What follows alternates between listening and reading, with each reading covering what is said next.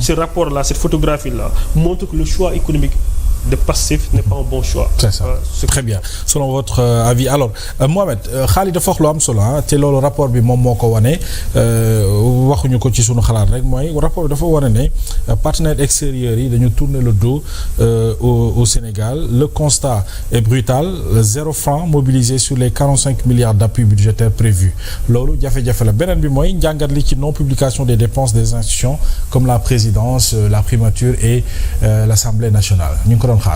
Oui, tout d'abord Mohamed nga may ma gërëmaat suñu doyen Ousmane docteur Ousmane li tax ma koy gërëmaat moom mooy ne li Sénégalais yi manqué woon tey dañ leen ko may moom mooy ne ñu avoir benn interlocuteur ki nga xamante ni jege na l'État central ñu mën di waxtaan ak moom di weccoog moom xalaat et je pense que au jour d'aujourd'hui jox nga ñu cette opportunité ma lay jaajëfal si loolu si sa grandeur le fait que nga ñëw teewee jotaay bi nii en tant que représentant de l'État central et Mohamed c'est-à-dire il faut que ñu dellu xam lan mooy objectif wala butu rapport trimestriel c'était pour éclairer et la gestion de nos dépenses publiques donc si toutefois que le rôle du rapport mooy ne woon pour leeral askan bi seen xaalis ñoom li ñu moom naka la ko état di jëfandikoo loolu moi je vois mal mu am ay nëbb-nëbb je vois mal mu am ay nëbb-nëbb surtout maag nëbb-nëbb yi nga xam ne ni moom moo gën a am solo ma jël juste rek si l'aspect politique ma jël juste un exemple xam nga avant l'accession au pouvoir de ce régime dañ doon wax ne le président Bougane Gueye Dany une fois que ne Pastef accède au pouvoir dinañuy nangu këram yi dinañ nangu entreprise mi dinañ nangu parce que nee nañ dafa amoon ay manquement si ay impôts ay yu mu war a fay et jusqu'au jour d'aujourd'hui yëpp ñoo ngi dem donc nëbbul dara jusqu'à preuve du contraire nëbbu dara parce que su nëbboon dara fonctionnement boobu doon du am et du coup ñu ñëw tey si ñi amee tey état bi nga ne da ngay ñuy defal suñu xaalis nan lañ koy jëfandikoo les plus importants muy la ventilation de nos dépenses des institutions loolu ñu gis si côté forme rapport bi mais gisuñ ko te récemment gis nañ ko aussi si T1 bi donc moi je me suis dit que peut-être dafa am lu ñuy nëbb ou bien je ne sais pas lan moo tax lan moo tax en fin de compte et je pense que loolu en tant que Sénégalais en tant que opposition ñun dañoo am droit à l'information dañoo war a am lu leer su suñu xaalis naka lañ koy jëfandikoo et cette manque de transparence mun na indi question bi ngay wax parce que cette manque de transparence va fragiliser la démocratie va faire aussi peur à nos partenaires extérieurs raison pour laquelle lu ñu waroon a am ci apport budgétaire mu toll ci 45 milliards tey 0 franc lañ ci jot c'est ça 0 et maa ngi dégg léegi doyen di jël wax PIB bi di wax PIB bi croissance de 12,1 ah mais c'est à saluer hein non okay. Croissance à 2 chiffres quand même ok mais ñoom seen waa ji dafa naqareel layal parce que Google laa ko tuddee ma waxoon ne chiffre kenn du ko lekk moom sax jox na exemple mais tey j'ai lu ou bien que ne ANSD nee na ñun suñu entreprise yi moo ngi am chute de 30%. Oui. Donc au moment où que nga ne PIB bi moo ngi jóg. ci dernier trimestre atum 2025. Voilà donc 2024 la gënoon a graaw de 12% la wàññeeku woon. Voilà léegi au moment où que nga ne PIB bi moo ngi jël au moment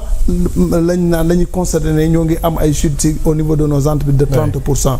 xam nga loolu dafay doy waar daal day un peu contradictoire mu ngi jël exemple ci enseignants yi et je pense que les enseignants bokkuñ ci ligne salariale bi. Au moment où que tamit ci deuxième trimestre bii nii ñu ne dañoo am une croissance de 12,1% mais Mohamed ñoo ngi est-ce que xam nga ne la masse salariale dem na de 720 milliards. 720 milliards et si on se rappelle bien au niveau du T1 la masse salariale c'était 890 donc am nañ un plus de 30 milliards loolu j'aimerais vraiment avoir une réponse là-dessus en tant que yow économiste en tant que une personne la masse salariale a explosé en fait. Oui voilà c'est ça. Voilà ça veut dire que ne bon peut-être ci administration bi yokk nañu mais comment yokk nañu ay recrutement peut-être ci ak ñan lañu recruter ak comment quoi le comment la réponse bëgg nañ koo xam et aussi en fait c'est 22,9 milliards. Voilà ci koppar boo koy xayma. pour le chiffre exact de plus quoi. Voilà donc de plus 29 virgule donc c'est environ nombre entier 30 milliards quoi. Voilà et aussi Mohamed est-ce que xam nga ne zone UEMOA bi rek ñun def nañ ci endettement de 2200 milliards et suñu xoolee si 2200 milliards bi près de 900 milliards yëpp dafa dem si fonctionnement bi. donc ñun dafa mel ne dañuy endetté wu. pour di dundee.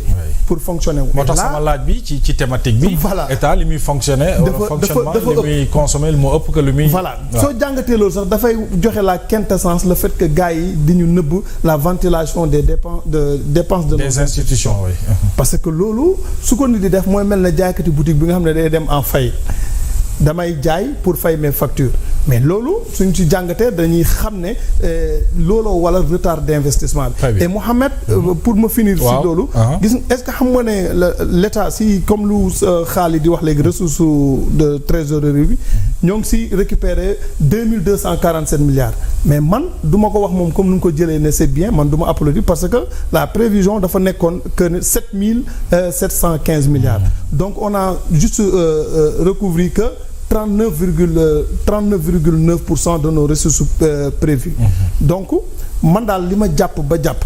li ma jàpp moom mooy ne état bii nii d'abord il faut que ñu xam ne benn chose il faut que ñu xam ne nit suñu xaalis bi centré wuñ ko pour leur fonctionnement et aussi ñun dañoo am droit à l'information. Très bien.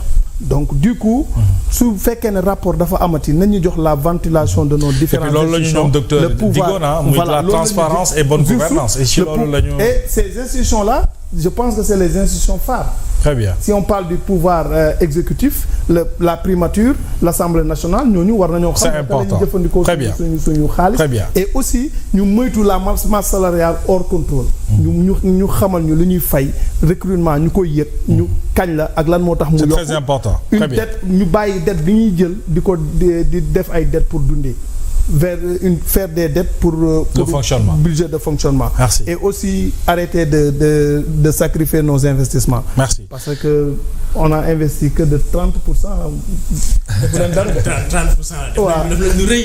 Très bien dinañ ci ñëw yow jëlal note rek docteur alors on a le grand plaisir de recevoir le grand Abdou Thiam ñu namoon ko lool sur le plateau day daw rek grand bi mais tey dama ko kii quoi tey dama ko koj ñu ngi lay nuyu bu baax a baax bàyyi la nga nuyoo ak téléspectateurs yi ñu dugg dans le vif du sujet. merci Mohamed maa ngi lay nuyu bu baax di kontaan lool ci tey moom rëccoo dama la ko invitation bi di nuyu ñu ma bokk ak débat bi. bien sûr di nuyu Sénégal yi ñuy seetaan di jaale Sénégal aussi ci député Fanta Sall mi génn. oui surtout on devait même commencer par là. di jaale aussi waa Jolof suñu sama mag sama xarit Tabaralo mu génn àdduna di ko jaale waa Jolof yëpp.